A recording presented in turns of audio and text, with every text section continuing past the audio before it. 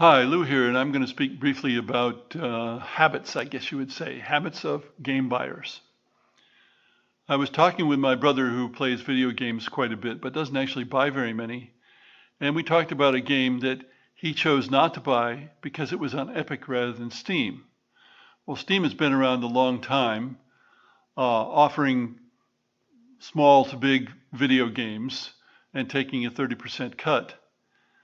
But Epic is a newer platform that takes a smaller cut that's an alternative to Steam. But my brother is accustomed to Steam. He's always bought his games through Steam, and he just doesn't want to use Epic. He can't even really explain it. That's just the way it is. Now, I'm sure there are lots of game buyers who are of that sort, whether they're buying tabletop games or video games, that they're accustomed to buying a certain way, for example, in a game shop, or they're accustomed to buying online, let's say in the case of tabletop games, and they just don't want to do it another way. Now, is there anything that a game designer can do about that? No. But consider that because of this pandemic, habits are going to change. In general, people are going to be less likely to go to retail shops than they were in the past, and more likely to order online, because for 3 months or thereabouts, that was all there was for most things.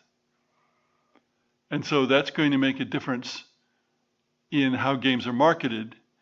Whether it makes a difference in how they're designed or not is open to question. The one difference there is the heavier a game is, the more it's going to cost to ship it. So you want a game that's hefty enough, a tabletop game, that it feels hefty in a store, because people actually measure games according to how much they weigh. It's ridiculous, but they do. And yet you want it to be light enough that there's not a real high shipping charge. Now, that's not easy to deal with, but I recall in particular one game, one of my best games that was sold to Mayfair and then came back to me 8 years later, but fortunately I'd had a big advance.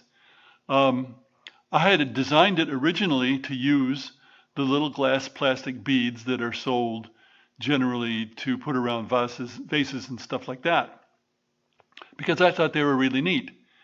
And that's what I used at first. But in the end, I used a lighter piece because the glass beads would make it too heavy. There were too many glass beads and it would become heavier, and so it would cost more to ship. Even for the publisher to ship to game shops in cartons of 6 and so on, it would cost more. So this really does come into it occasionally. Thanks for listening.